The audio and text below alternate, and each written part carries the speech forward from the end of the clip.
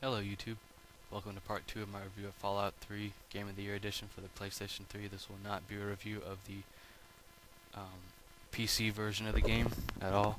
I will talk a little bit about it, but it's not going to be a review. Moving onward, the developers have paid great attention to detail in this game. The graphics are stunning, even on a 26-inch TV is what I have. It's a Toshiba 26-inch LCD HD television.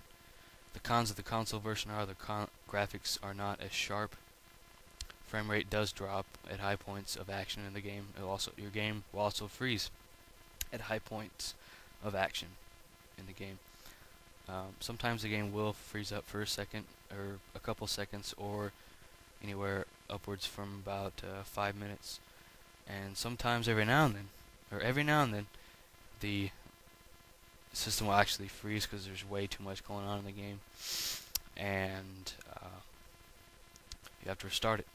My guess is the developers could have fixed that, but the executives at these companies did not want them to do that because they probably didn't want to spend the extra money and time to work out the bugs. But I think a few of them were worked out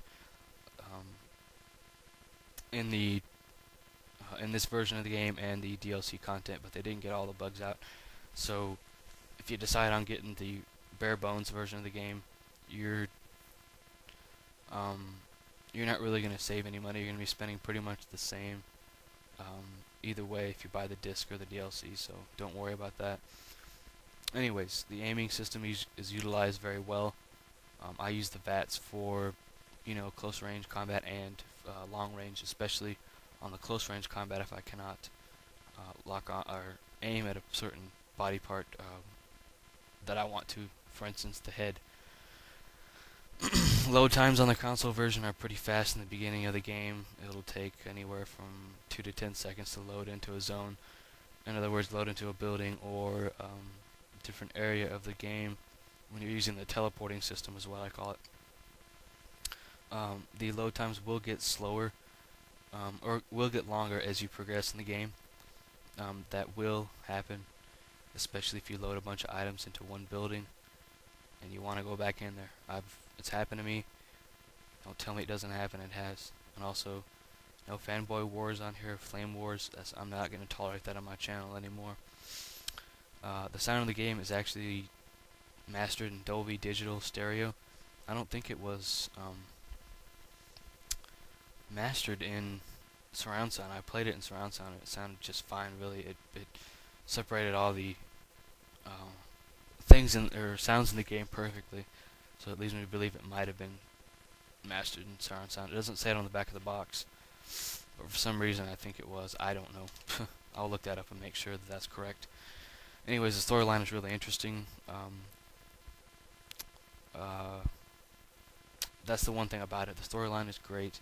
Keeps you interested in the game all throughout, pretty much. Dialogue is great. All the voice acting in the game is done very well. It doesn't sound cheap or forced at all.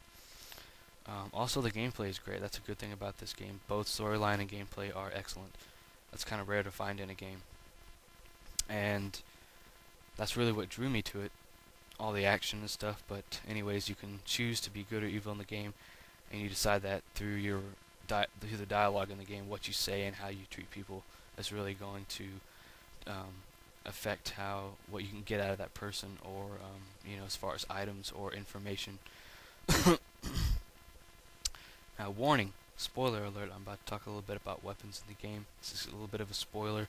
If you don't want to hear the rest of the review, then go ahead and stop the video.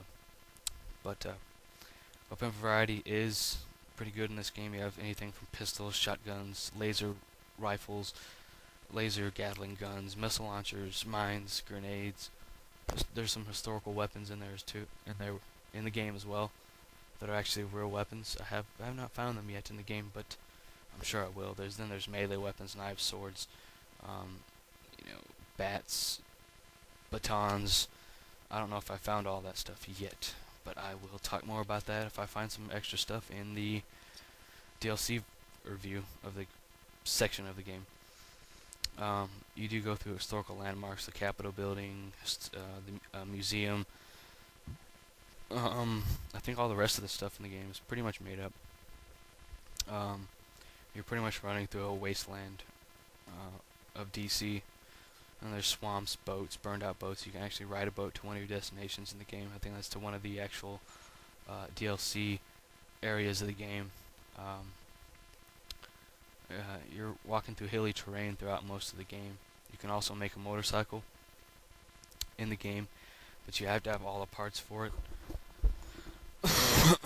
um, yeah, so great game.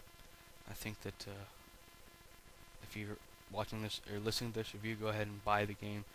I don't believe you can actually download this game. It's one of those games you actually have to buy on disc. It's not on the PlayStation Network. It's not on Xbox Live. It's not on Amazon downloads. It's not on Steam. Anyways, back onto the stuff that's in the game. The music in the game is great. There's a great audio soundtrack to it. It has kind of like a movie-esque soundtrack to it. You know, violins and horns and drums and all that good stuff that's in any good game, or up to this caliber. You know. But there is a radio in the game, and you can actually play real music from the ink spots, and they're a very famous R&B, African American R&B group. I think they were about 4 or 5 guys in the band, and you can play those songs on there as long as you tune into a certain radio station. There's all kinds of music in there from the 50s and I think maybe even the 30s. It all sounds pretty much original, kind of original. Some of the tracks have been remastered for the game, so they sound a little bit different than the original CD or vinyl releases or whatever. Because I've actually heard the original Ink Spots song, "I Don't Want to Set the World on Fire," and that's in the intro trailer, the actual trailer for the game. It's in the intro for the game as well. Great song. If you listen to the original song, it actually sounds like you're hearing it on an AM, an old transistor radio, is what they had back in the day. You know, mono radio. All I can say is, guys, pick up this game if you really like first-person shooters. You can do a third-person view as well. I think I've already mentioned that, but the game is really affordable. If you want to get the bare bones, it's only $30. If you want to get the Game of the Year edition, it is going to cost you around $60 to $70, depending on where you buy it. Personally, I would buy it at a store. That way, you know what you're getting. You can really look at it. If you feel like it, watch a review on the game, or read a review on Amazon, or you know, keep watching this review because Part 3 is going to be coming up real soon. And Part 3 will only consist of the DLC content in the game, as well as some stuff that I've actually not seen yet in the game. So,